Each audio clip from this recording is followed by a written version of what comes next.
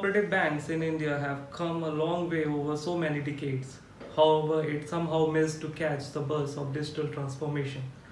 UCBs are not trying to adopt technologies, but leaving few leading banks rest are still struggling to increase digital footprints. So, to discuss and deliberate on such critical aspects of technology, we are moving forward to the last panel discussion of this summit.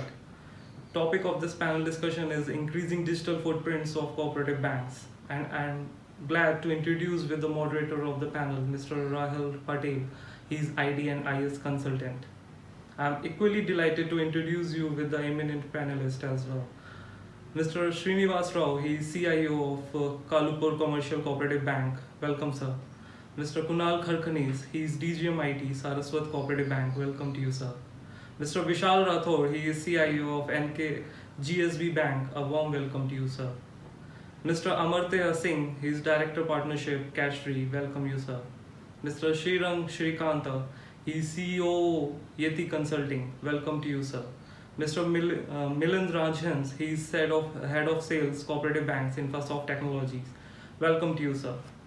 With this brief introduction of speaker of this panel, I would like to request the moderator to kindly take over the proceeding. Over to you, sir.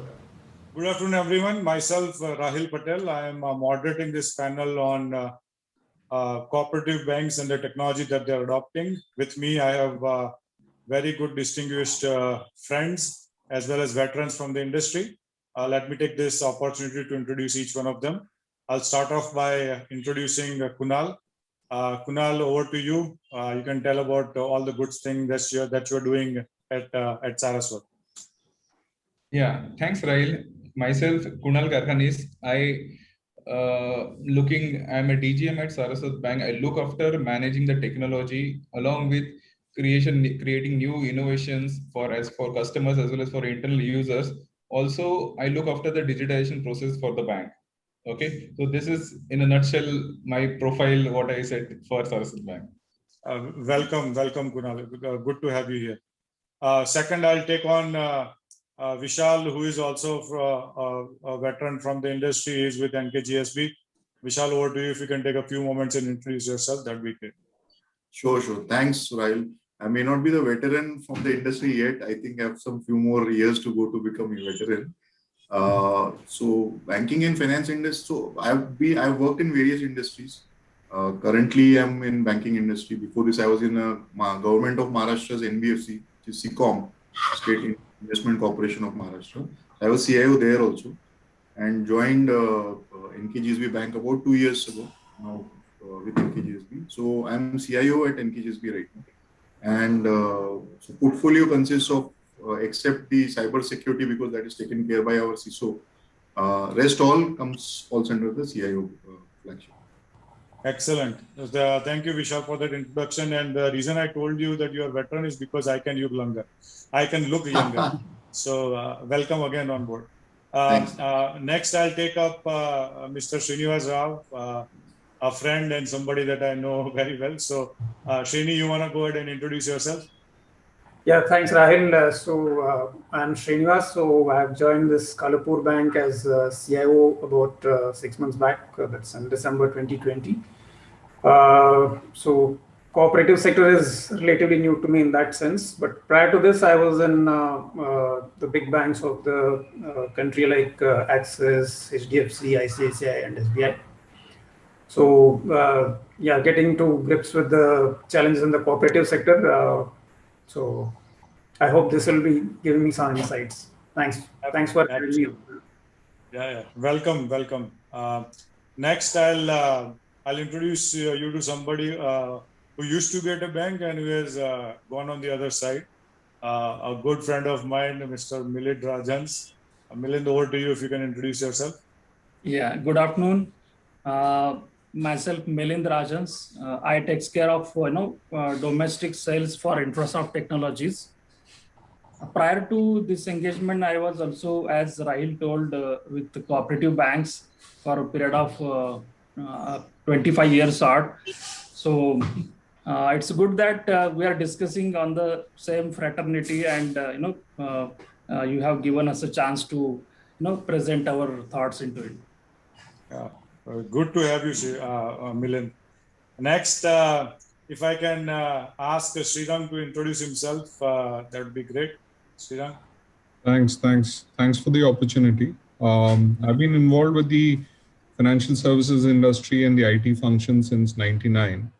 I've had the opportunity to work with banks across 3 or 4 continents. I currently run a company based out of Bangalore, which focuses on helping financial services firms with QA. And this was after a lot of different stints that we did, from helping with core banking, and then I was also involved in setting up an NBFC, and finally, for the last 8 years, we've been involved in helping about 80 financial institutions with QA. And the reason we chose QA was we felt that that often goes unrecognized in terms of how the complexity is, and look forward to discussing in terms of what it could mean to your organizations. Absolutely. Thanks. I think it's a very key thing that most organizations want but don't potentially realize the value behind it, right? So look forward to having your insights into that. Last but not least, we have Amartya with us. Amartya, if you could go ahead and introduce yourself, that'd be great. Thank you. To introduce myself, I have worked in multiple sectors. Primarily, I work in consulting, KYC technologies, and this is my stint in the payment sector. So since the last 1.5 years, what we have been doing at Cashfree is, we work with banks, we sell with banks, we sell to banks, we buy from banks. So there are a lot of payment technologies which we have built, which takes UPI and multiple other modern digitization techniques. We have taken it into the bank, right? Really happy to be a part of this, the elite group of speakers over here. So with cooperative banks, I think the intent over here is to speak about what digitizations can be done with regards to bringing up the payment technologies which is accessed by the cooperative banks. That is majorly the intent of my presence in this call. Thanks. Yeah, absolutely. Welcome. I think it's pertinent information that you shared, so that in the course of our conversation, I think we'll get to understand what value you can bring to the respective banks. So without further ado, let's get into the meat of the Q&A, or I would rather call the thoughts that we want to acquire from the brain power that we have on the panel. So I'll start off with Vishal.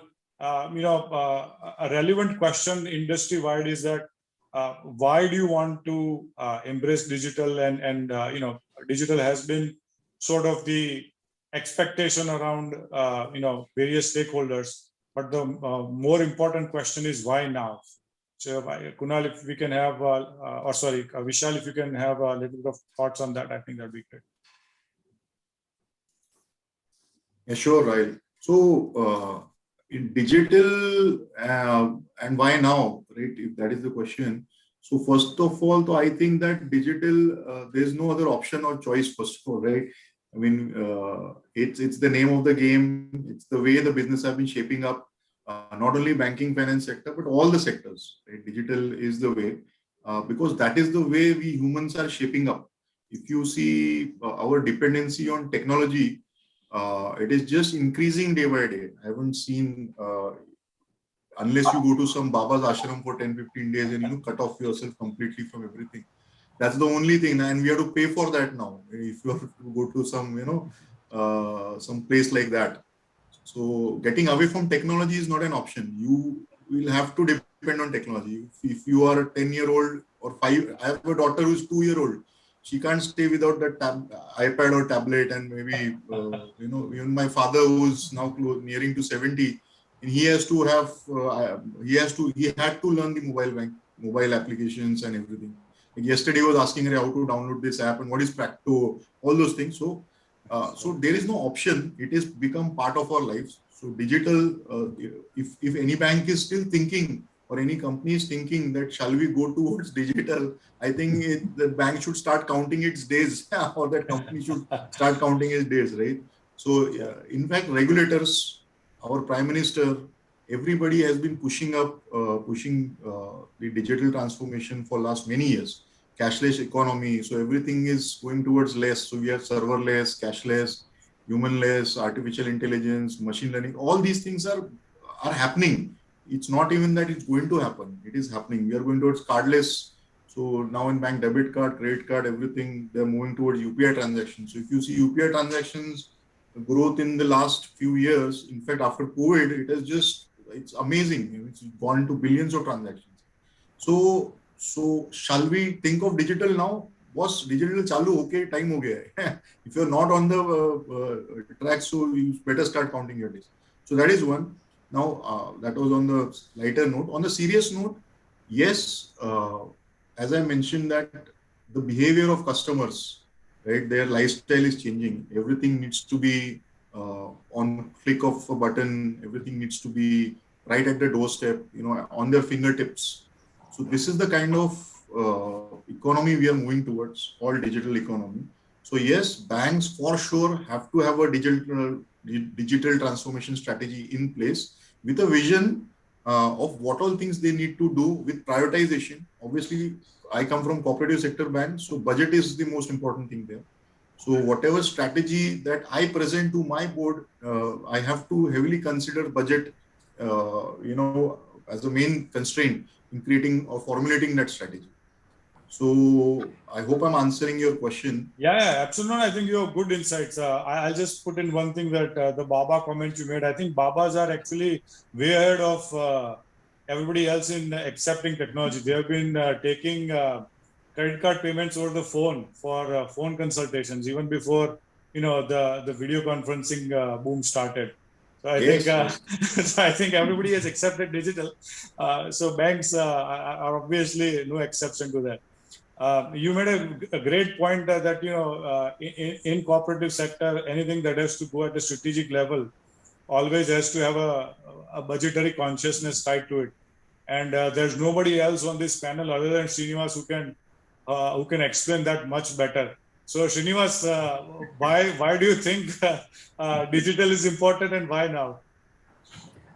Yeah, Rahil, like Vishal has already said, either do digital now or perish. Okay, so that is so digital is the new normal, and needless to say, it is the need of the hour. And all the young generation now, they want everything at the click of mobile, like everything on mobile. So it's not even internet banking now; it's only mobile.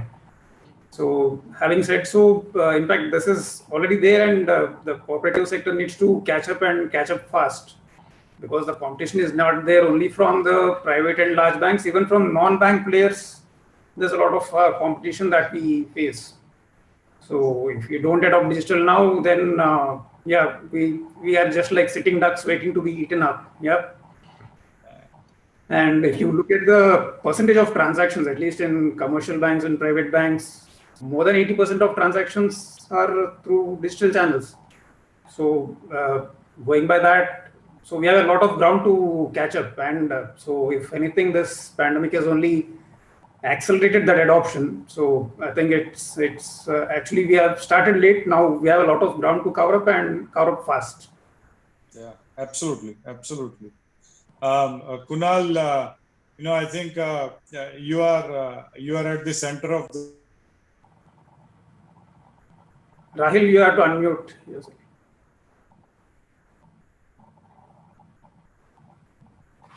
Just folks. Sorry, Rahil, I was not able to hear you for some time. You have gone on mute in between. Can you hear me now, or I'm still? Yeah. Go ahead, Rahil.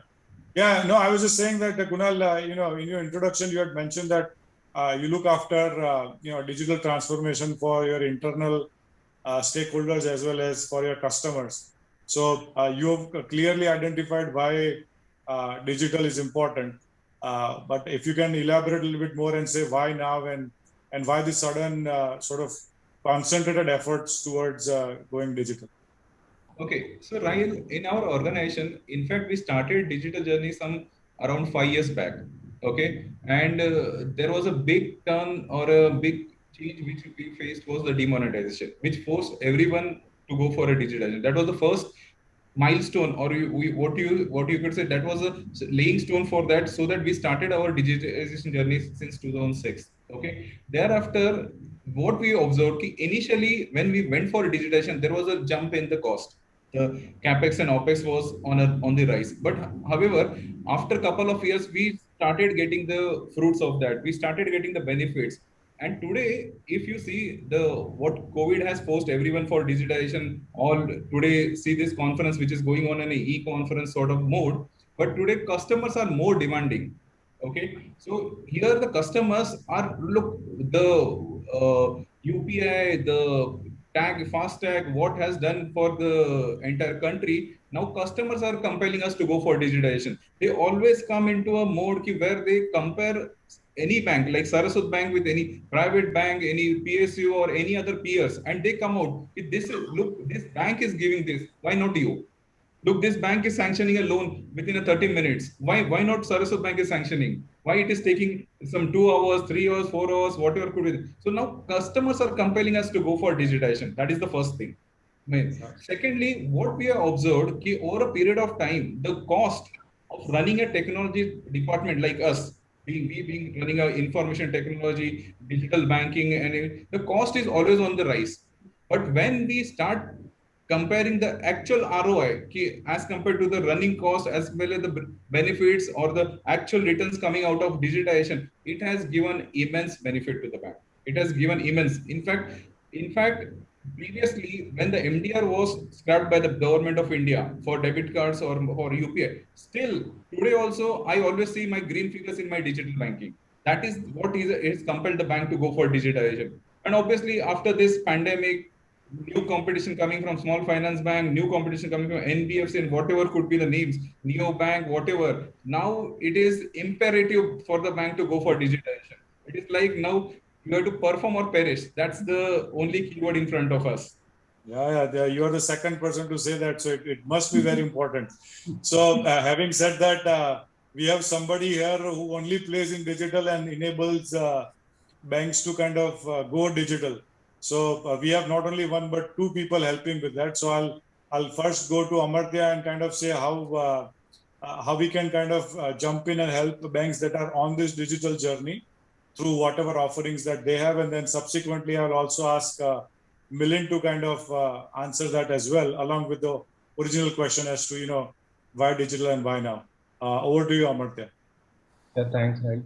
So to answer us, I mean, there were a few very valid points raised by the speakers with regards to digitization, right? Either you go digital or you perish, and that's a very valid point. Especially, I mean, very valid point raised with regards to the pandemic, right?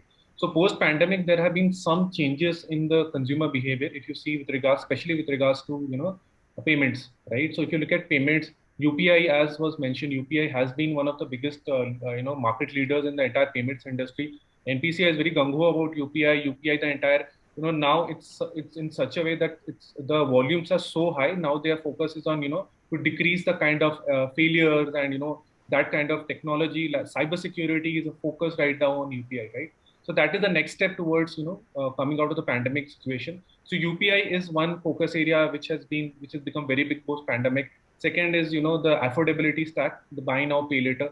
That has also graced, has a lot of prominence right now because, people are short of cash. So that's why they are going for BNPL options, right? So those are the two technologies which have come up in the post-pandemic situation and made merchants go more digital or banks go, become more digital. That's the first point. And second point was a very valid point with regards to the neo banking, right? If you look at neo banking, the challenge over here is distribution. How quickly can you form a bank account with, keeping in tow of the regulations?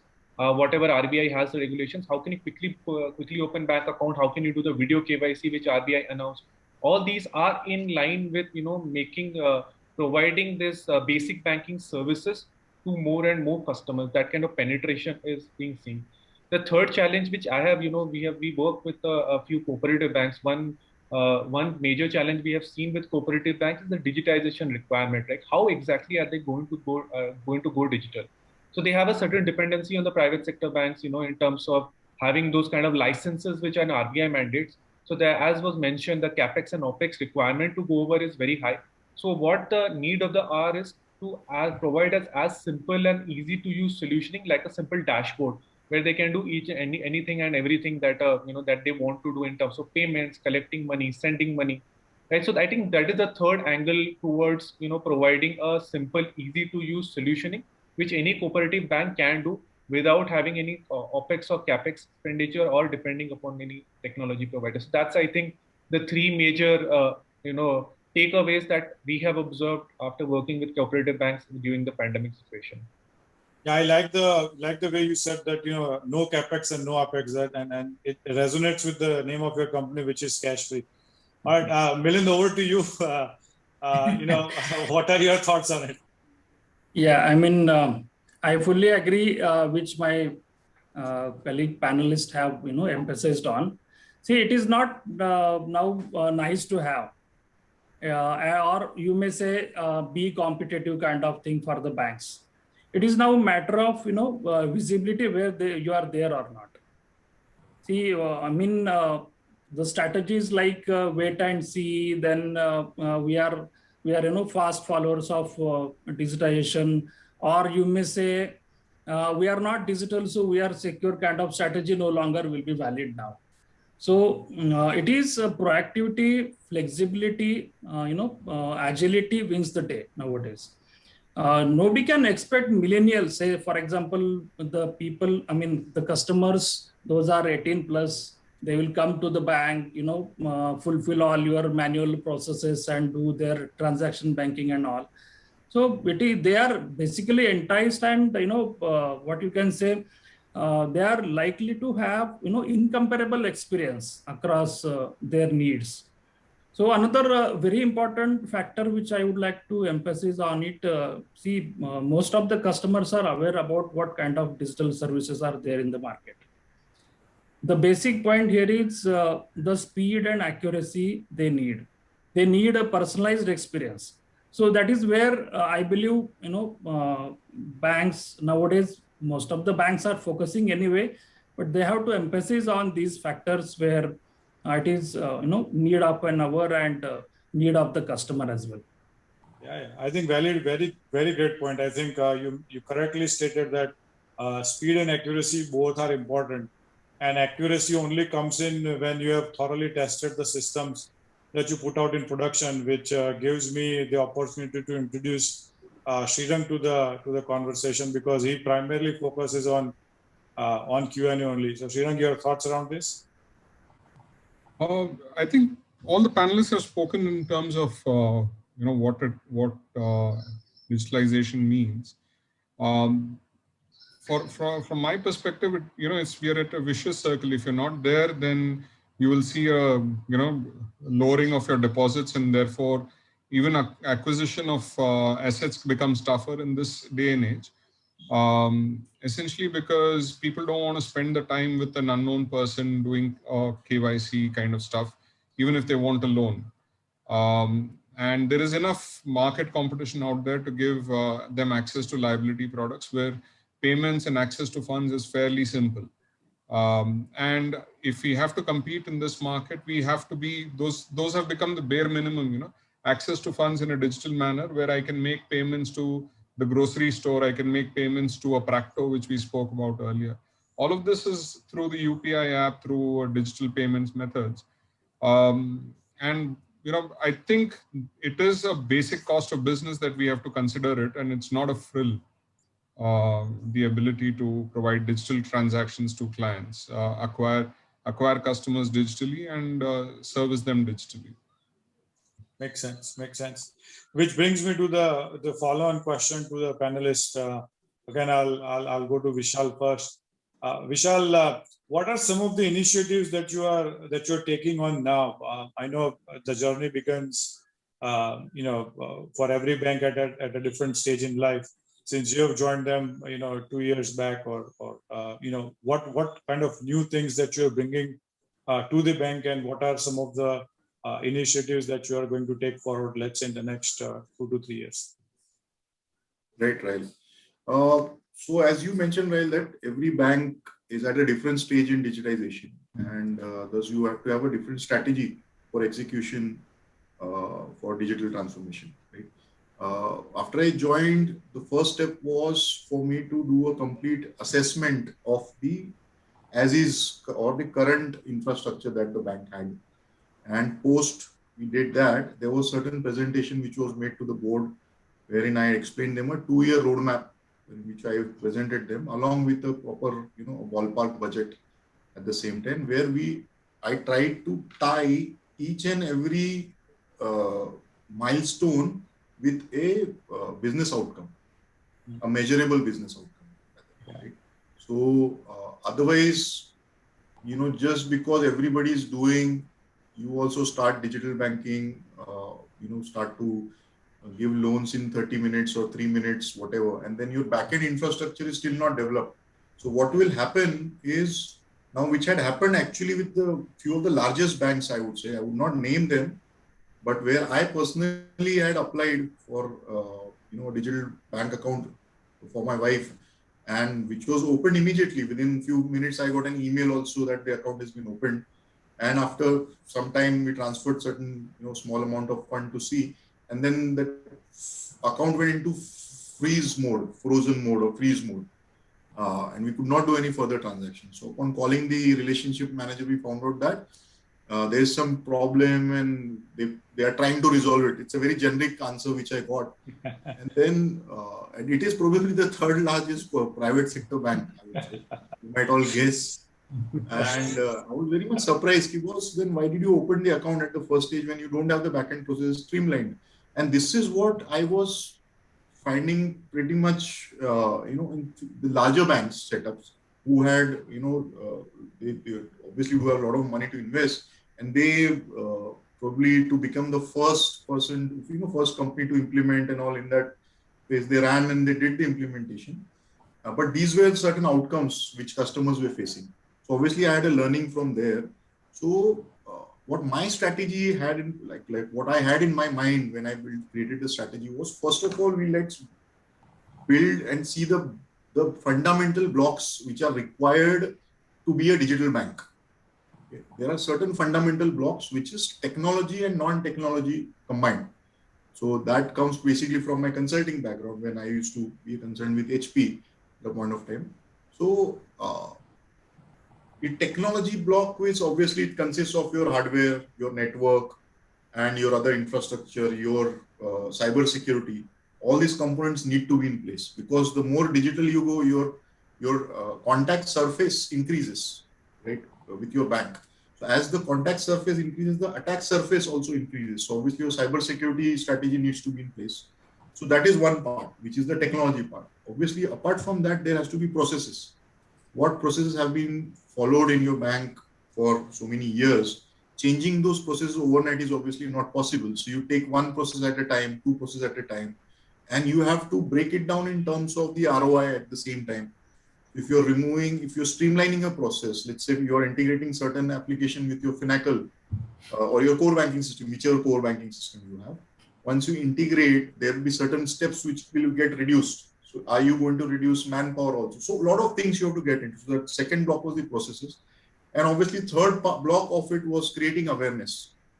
So that what all things we'll be bringing or launching in the next few months, you need to start creating awareness and bring the IT maturity of the bank to a certain level. Obviously, you can't do it overnight. If I come from outside, taken a ready-made COTS, what do you call it, off-the-shelf solution implemented, and I'm saying IT ka kaam ho gaya, boss. So we can't do that way, right? So that was the whole strategy which I had to create, and obviously it had phases. It was broken down into phases, and I'm glad to say that we have achieved a couple of phases where we are able to implement certain technologies in place, which is the hyper-converged infrastructure, which is probably the latest of the bandwagon.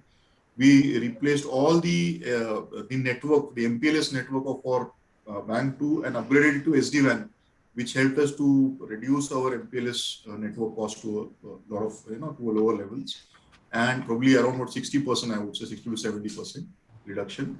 And obviously, the third part was the cyber security. We have taken a lot of initiatives in cyber security to put in place a lot of new seven generation firewalls, like all those things basically. So creating a demilitarized zone, DMZ in place. So many things we have built on the cyber security front also.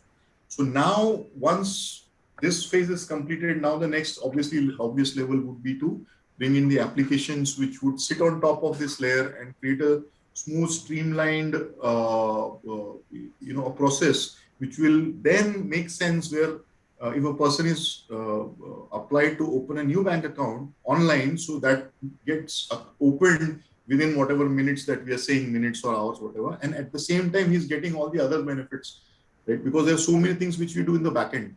So even that needs to be taken care of. So all those processes would be put in place where we are using few technologies selected from the latest bouquets of technology which are available to us. The robotic process automation, which is RPA. Then there is, and it gets built with, it comes with some other technologies also. So RPA is not just one technology.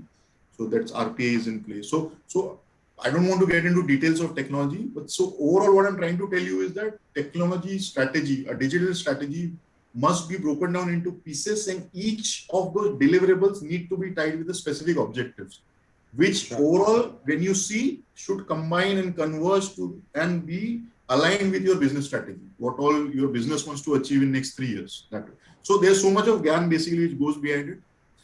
Take it slow, but at the same time, you make concrete steps to ensure. And if you have this thing in mind, I'm sure your board will also support you, wherein you show the WDV values, all the things that you need to show, the depreciation of the assets and all those things. You know how it's built, right? So once you bring all these pieces together, then it makes sense to the board as well, and they'll for sure support you.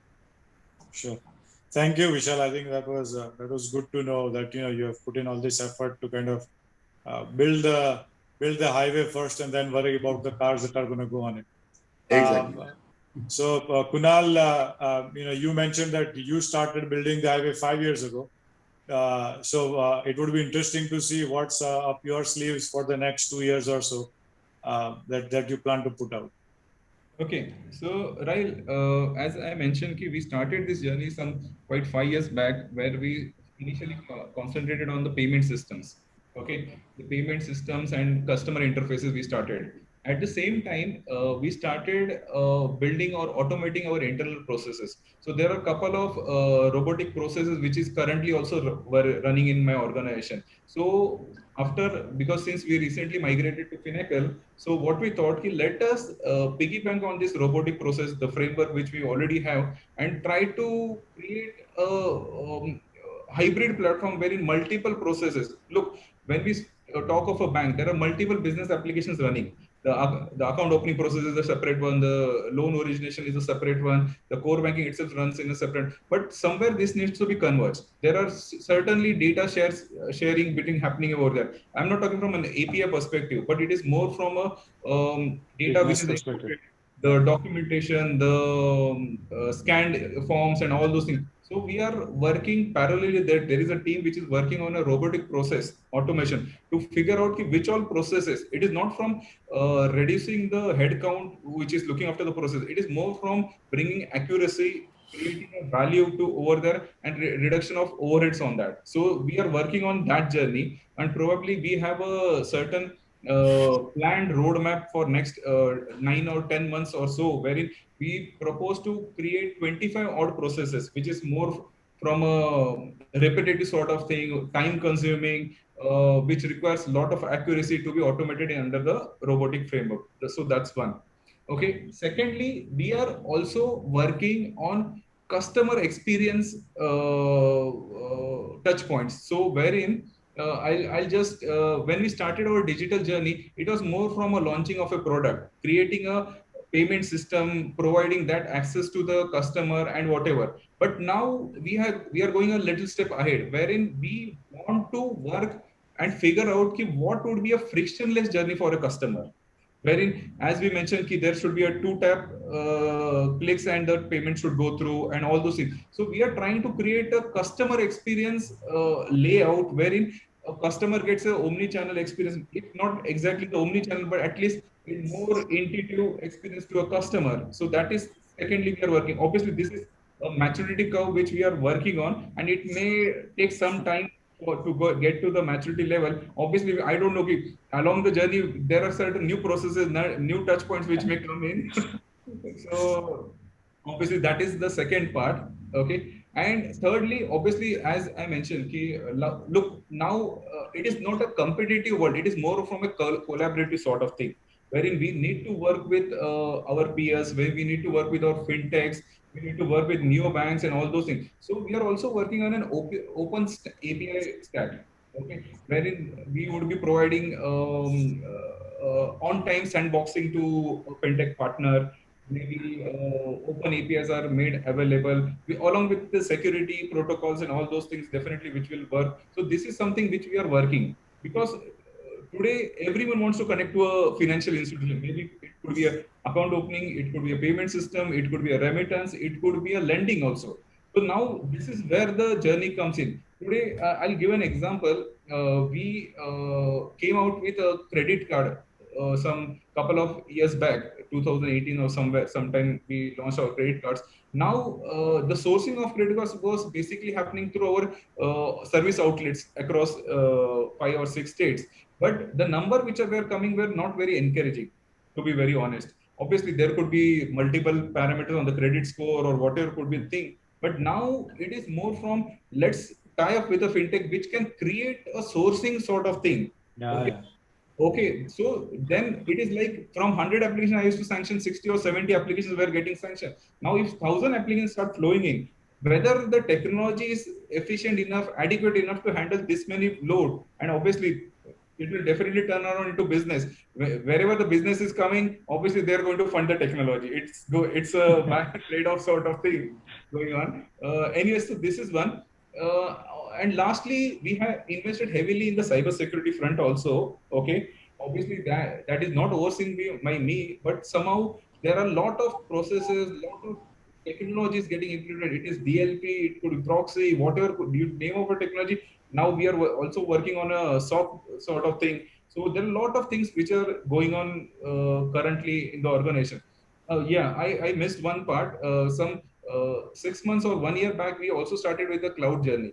Okay, where we are exploring a hybrid cloud model, where like the sensitive or maybe some confidential data is kept on a on-premise model. The application processing is kept on a cloud model. So we are also working on a hybrid model which will help us to adhere to the compliances, as well as on run compute we can have made available to the peak loads or whatever could be the thing. So we are also working on a cloud journey, and obviously we have taken some baby steps in that by putting certain applications on our cloud. Testing environment is definitely everything we have put on cloud. So that is where we are coming from. So I believe the robotic process automation, the API banking, cloud computing, customer experience, and the cybersecurity. These are the 5 touch areas which we are going to embark for next couple of years.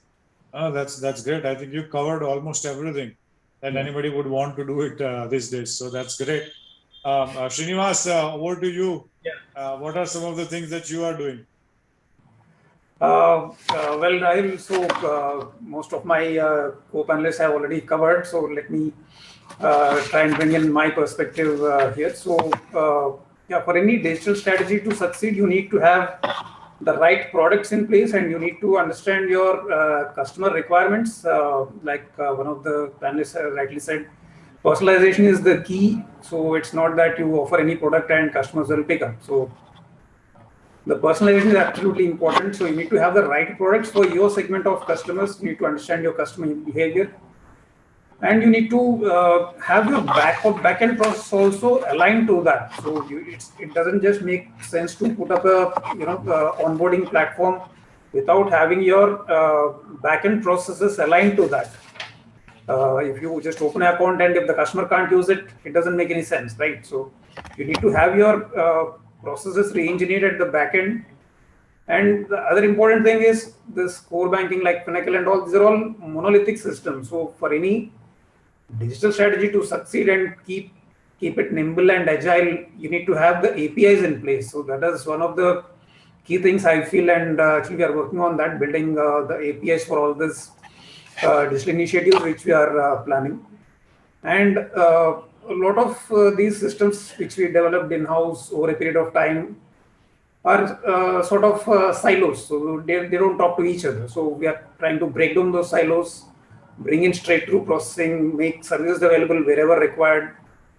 All this besides, on the customer-facing front, the user experience is one of the critical factors. So we are working on revamping our internet banking, adding more features to the mobile banking. Though we have a mobile app, but that currently offers a basic transaction set.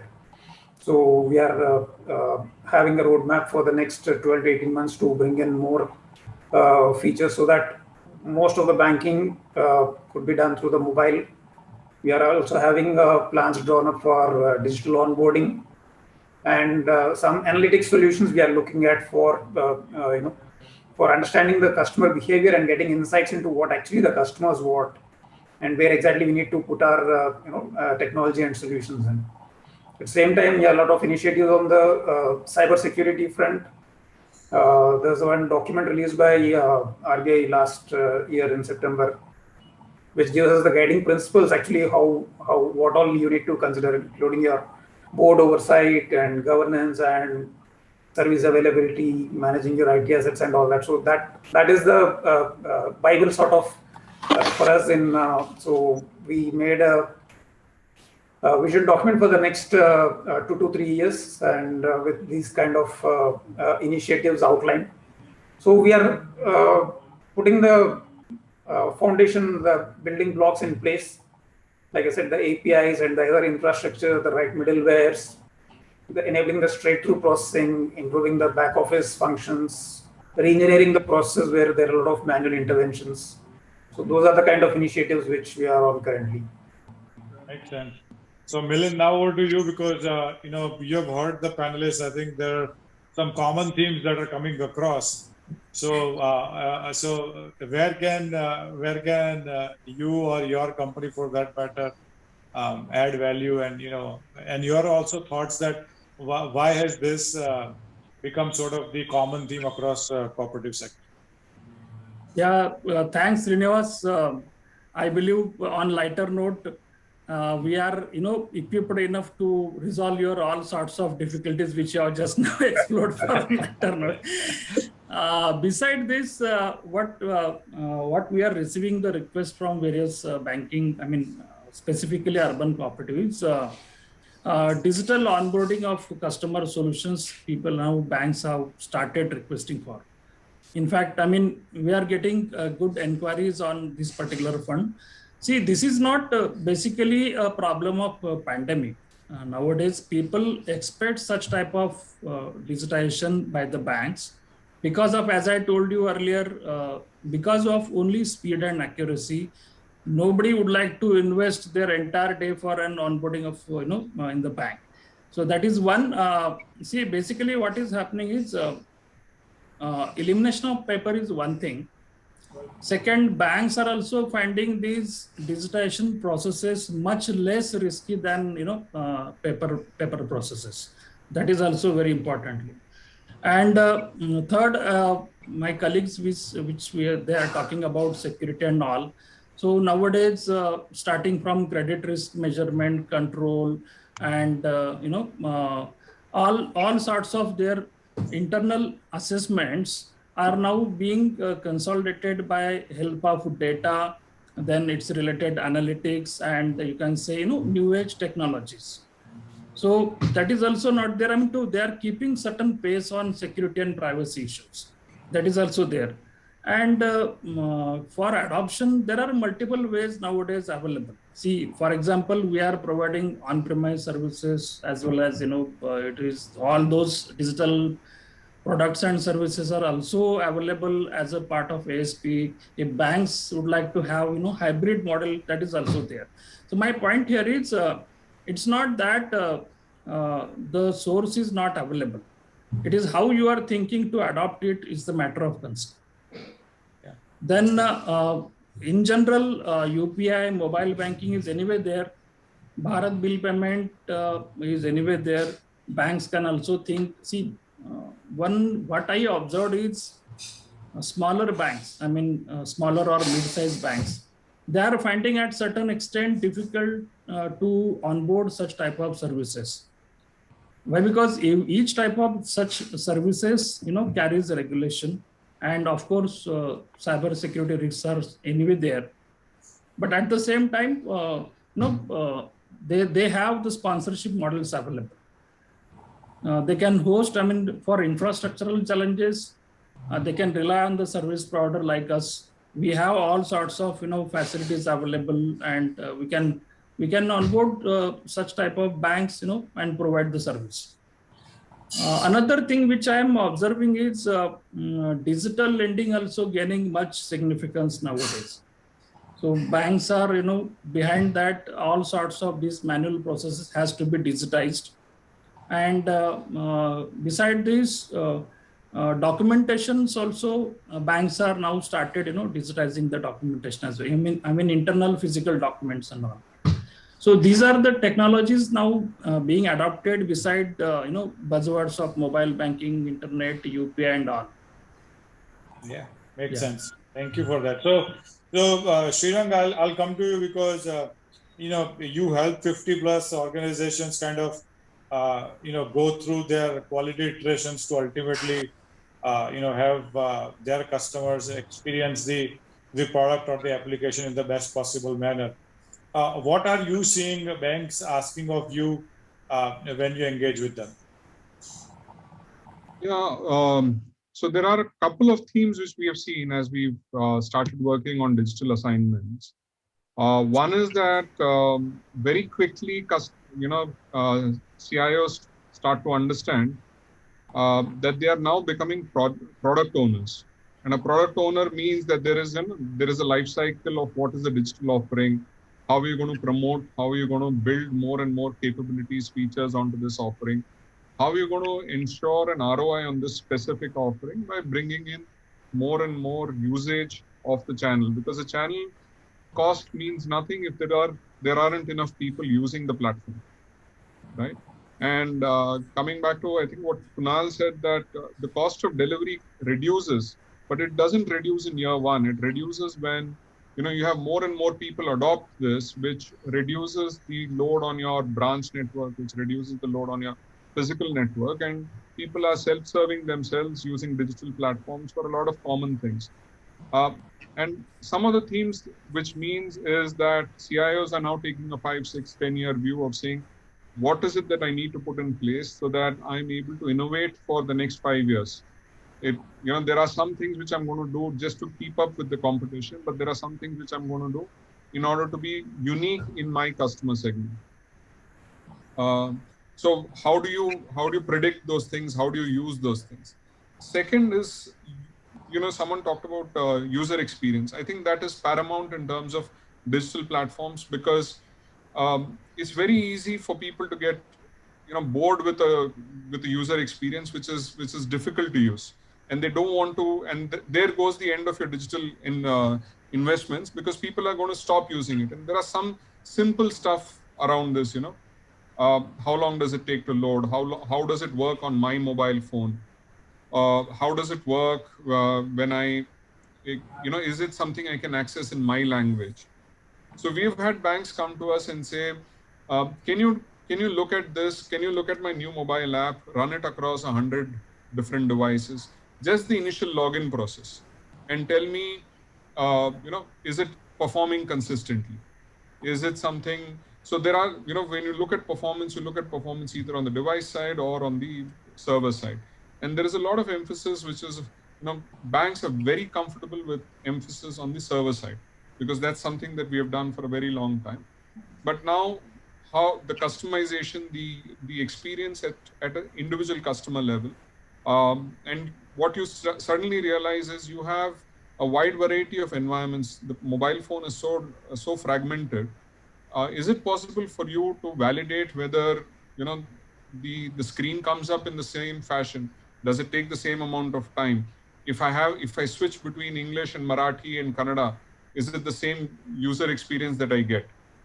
These are things which a lot of our customers are talking about. We also talk about risk, and for us, the risk is you're moving from a mono-channel process, which is your branch is your only channel of interaction with your client, and suddenly you're a multi-channel integration with your customer or service delivery with your customer. Same process, is being delivered across multiple channels. So you have ATMs, you have digital channels, you have branches, and one aspect of it is it consistent? Is it interaligned? Second is what is the residual risk? We've had cases where simple checks like credit eligibility have been applied on selective channels are not being applied on other channels. So customers are able to withdraw credits under certain government schemes, and it goes through without. And this is just a question of a multi-channel banking platform where you've inconsistently applied your credit or your risk management metrics. So these are things which we are seeing.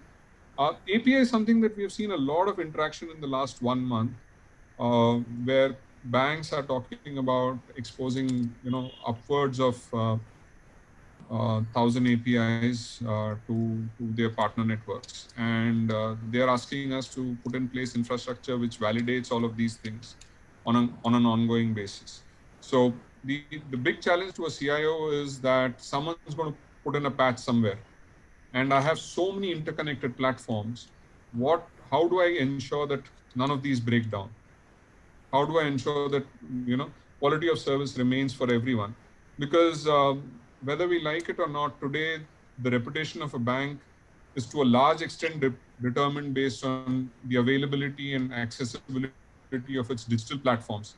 And people really, it's only at crisis that people go and rush and say, what's the balance? The first question is digital channel mein ho raha hai, kya ho raha hai? Internet is up and running, mobile banking is up and running. And that's what is where people are, placing their faith and strength in the bank, saying this bank is able to bring up digital channels up and running. This is day to day. I'm not talking about the big picture. Sure. Thank you. I think those are great insights, learning from the experiences that you had with banks. Amartya, I think you already started out on a bang by stating out what all needs to be done on the digital side. Is there anything more that you would like to add here? Yeah, so I think while I was speaking with the entire panel, and so those are some of the insights that we have also got from CIOs or from urban cooperative banks or even credit cooperative societies. There are some common challenges that we face, and our focus has been on banks as well as the merchants of banks, right, which are the current account holders of banks. So when we are looking at a solutioning, one major solutioning, as we spoke about the UPI, for example, there's a the corollary that we are trying to draw is the UPI QR code functionality, right?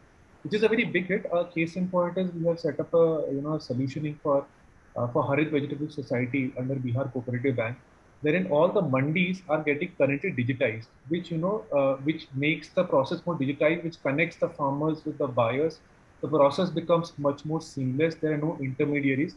That's one example where UPI QR code as a solutioning is being accepted by cooperative banks and the technology awareness is building. So that is one example where technology is being accepted. Another example is for collection size, right? So there are cooperative banks who want to collect money from end user, or there are merchants of cooperative banks who want to collect money from end users.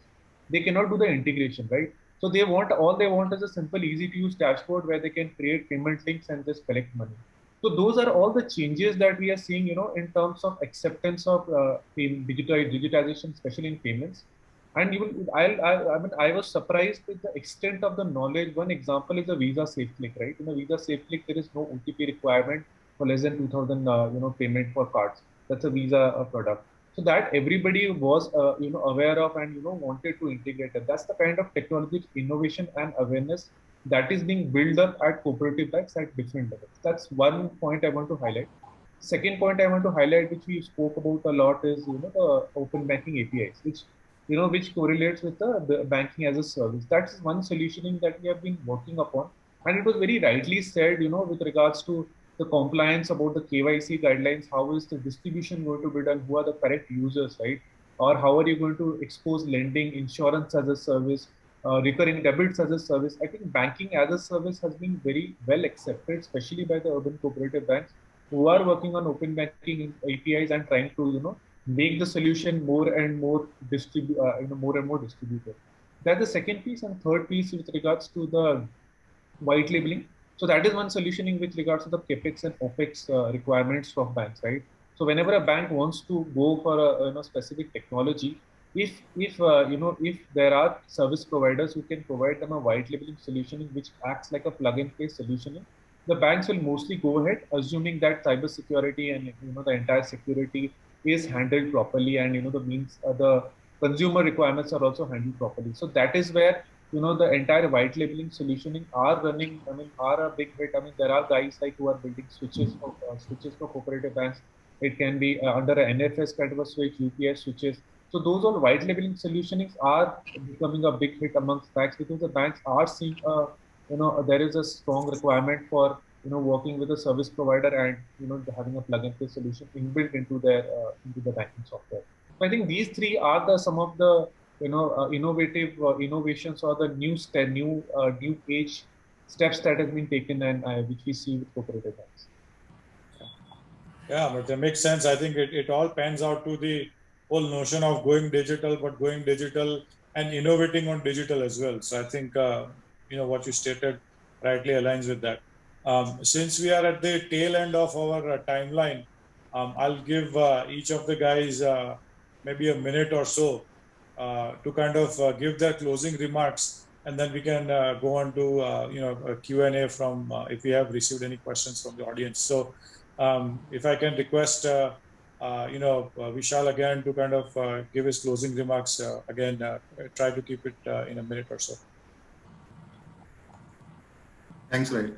So I think, Rahil, it was a great discussion today, and whatever I've heard, listened to, the great minds here, the experts, I think we have kind of summed up the entire digital, most of the things we have touched base.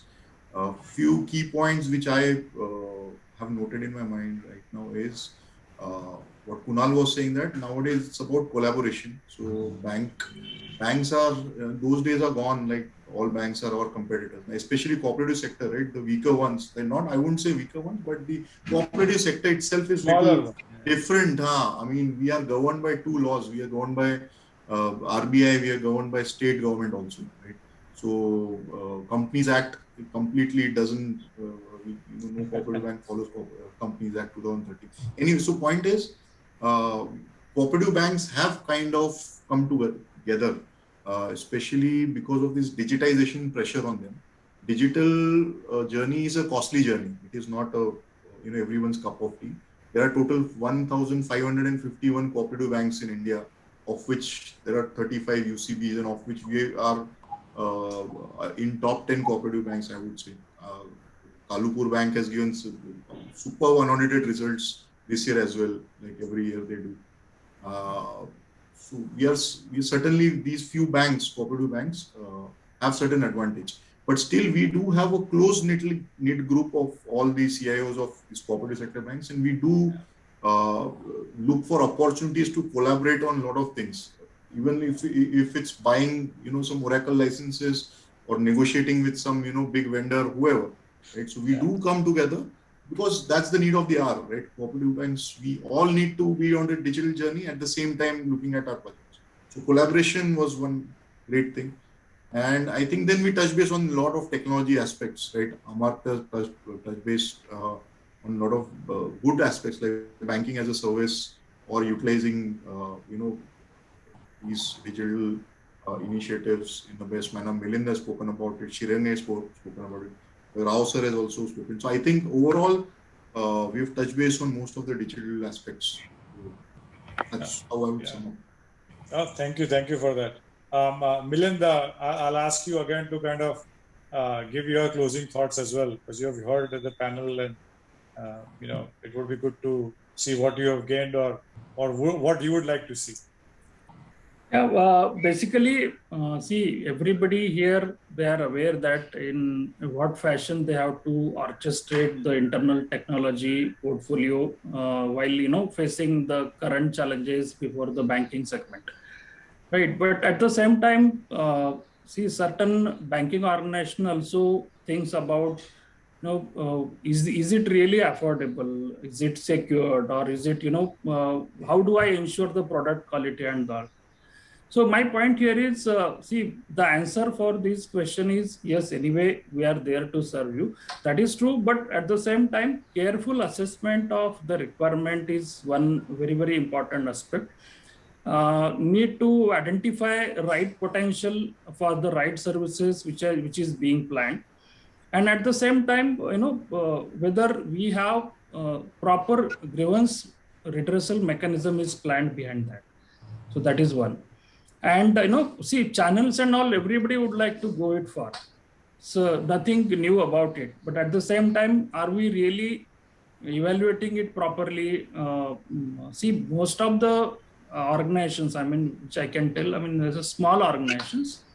They are going for hypothetical solutions. They are patching, third-party solutions and all. So my point here is, please think about seamless integration. So that is the key wherein my co-panelist was, emphasizing on. So a lot of inputs are there, a lot of applications are happening across the banks. Absolutely agree, and it will not stop near future. At the same time, the basic homework has to be there, and service providers are available to assist you in all respect, in every step which you are thinking for. And moreover, see, generally affordability, boils on how the vision of the institution, how they would like to take up this particular digital transformation journey before their esteemed customers. So here, the closing is careful assessment of every type of initiative which we are taking. It's a key factor which I would like to say. Yeah, makes sense. Makes sense. Srinivas, I'll come over to you for your closing remarks, please. Yeah, the key takeaways is that now it's fairly established that cooperative banks are in the catch-up game on their digital strategy. Well, every bank is in their own current stage of wherever they are, and yeah, my fellow panelists have rightly pointed out the collaboration is the key to come together, exchange ideas and strategies, how they're doing, and negotiate with bigger vendors. And each bank will have to have their own strategy, look at their strengths and weaknesses, and put their own strategies in place, right? Having the right product, right APIs, right kind of solutions, right tech partners. All this goes into the actual realization of a digital strategy. So these are some of the key takeaways from this discussion. A lot of valuable insights from all the fellow panelists. Thanks. Yeah, thank you, Srinivas. I'll now jump over to Srirang, who's been patiently hearing, everybody. So now I guess, Srirang, a very niche play that you have. What are your key takeaways from here, and what are your closing remarks?